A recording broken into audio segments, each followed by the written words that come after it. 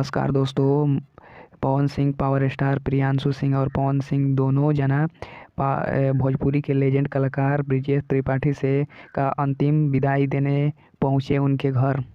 पहुंचने के बाद वहां पर पहले से इनके साथ बहुत फिल्म पवन सिंह बना चुके हैं, आप लोग देख सकते हैं।